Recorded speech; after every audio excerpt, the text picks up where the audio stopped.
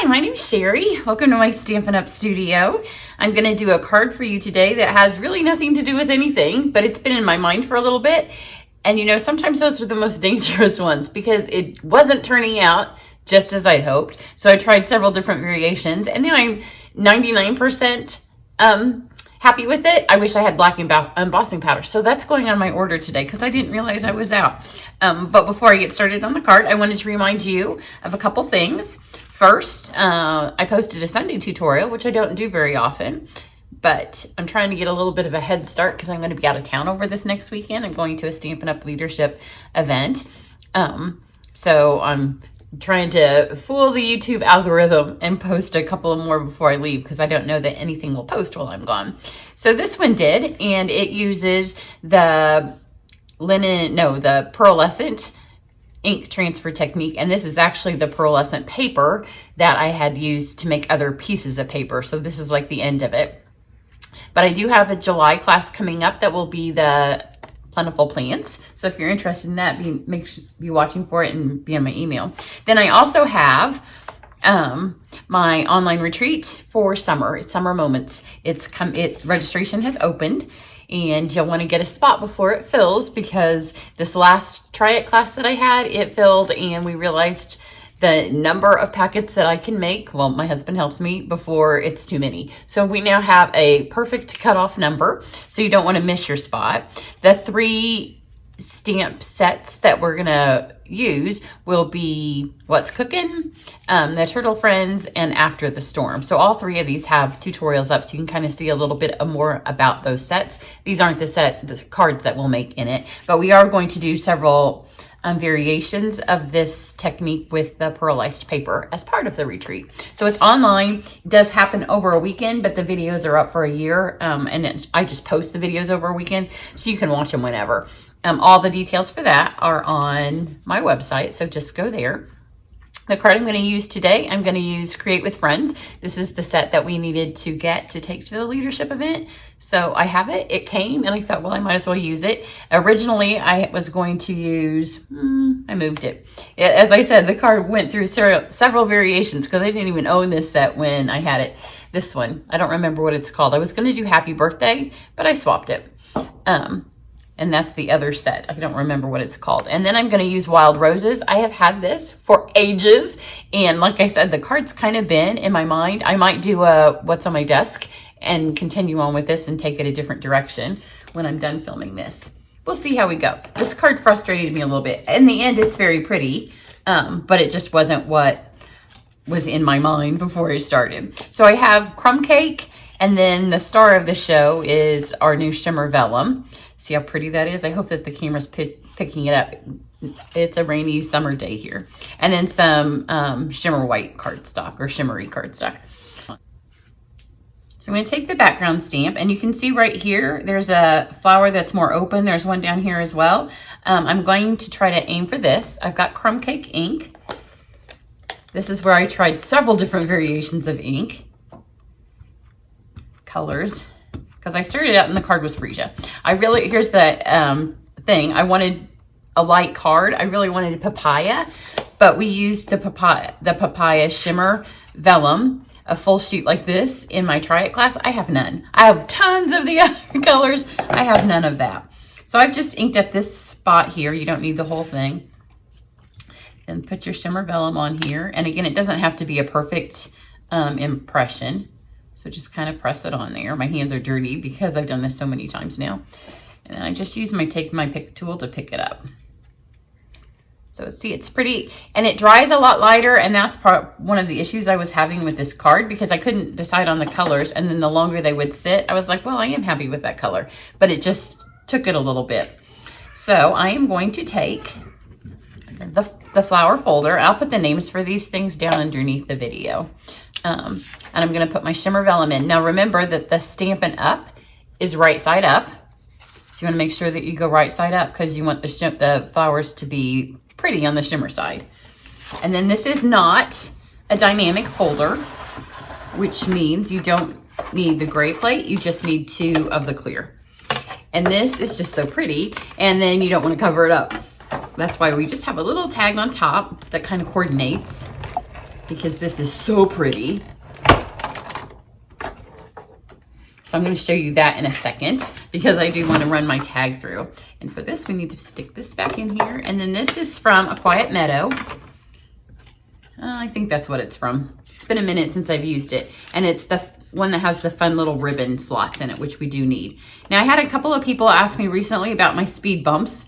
And here's the deal with the speed bump. If you put your stuff through your machine and it kerplunks, that's not good for your dies and it's not good for your machine. And it happens because naturally we put things on here straight and it's all straight and pretty.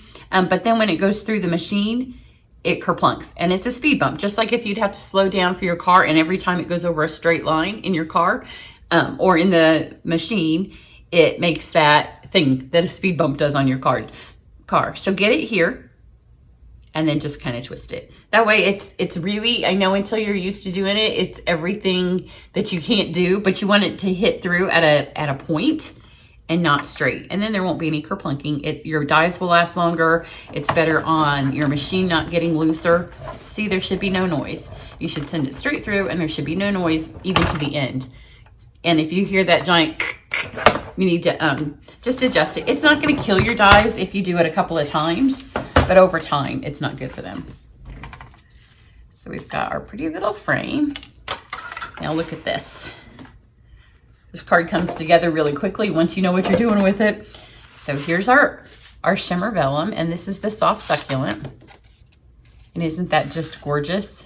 I hope you can see it. I'll try to get better pictures on my website to try to pick up the sparkle of it. Let me see if you put it here.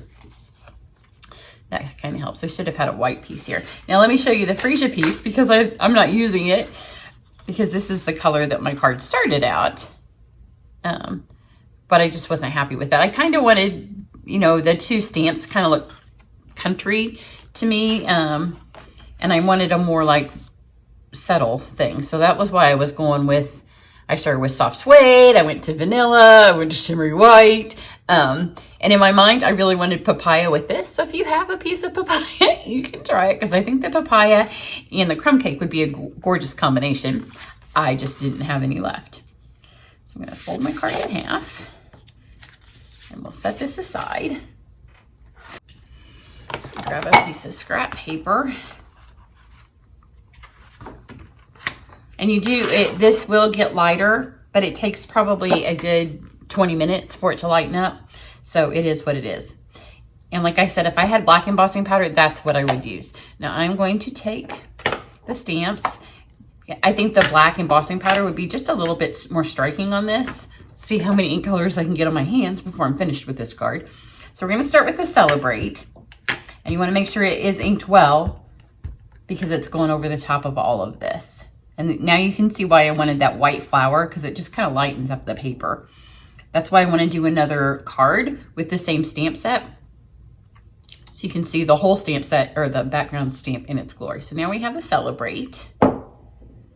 And then we have the Let's.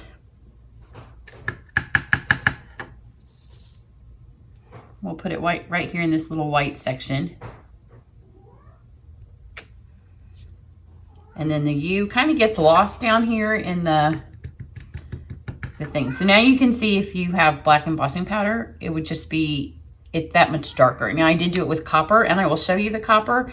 And the copper looks pretty in real life, but I knew it wasn't going to photograph well. And I like to make cards that photograph well so you can see them, but I will show you that before I'm done. So we have this. See, it's pretty and it will get lighter and lighter.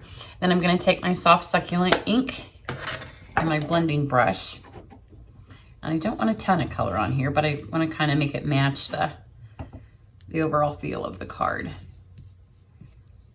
And the fun thing is these little splits on the card kind of soak up the ink in a different way. And I don't want the whole thing to be dark, so I'm trying to do some of it lighter than others. So just use a little touch till you kind of get it where you want. And it's not so much blending as it is kind of dabbing. And once you get it on where you want it, kind of just, I'm doing this one a little bit lighter than my original one because of the dry time, because this will dry too. So just rub that on there. Isn't that pretty? It makes a really pretty tag. Here's the one that I did the copper embossing, and this one I stamped in the soft succulent, and I sponged on the crumb cake. So you can do different variations of it. But again, I knew this just wasn't gonna photograph as well, but you can see if you're doing it in real life, it's very pretty. I just want the black embossing powder. I feel like once I get it, because I was like, oh, maybe I should order it and just put a hold on this card, but I know myself, and sometimes I will never get back to them. Now we're gonna take the soft succulent ribbon, and you just need a piece that is about as long as the card. And if you don't like to tie bows, this die is perfect for you. So the way we're gonna put it together now is, see, this has these little threads here, and it's ribbon slide. So there's one on this way and then two this way. So you can get it on wherever you want. We need to make sure there's enough here that kind of wraps around the top of our card. And then in the middle. So put it like that. And then take your dimensionals. I'm gonna use, whoops, it helps if you don't move it. I'm gonna use these to hold this in place. So one there. One there, and then a couple more to hold the actual tag in its spot. And then pull these off.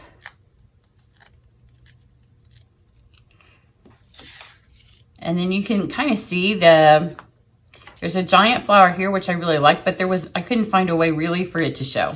So it gets covered up. Again, another reason I need to use the folder and the stamp set on their own, or a little bit less.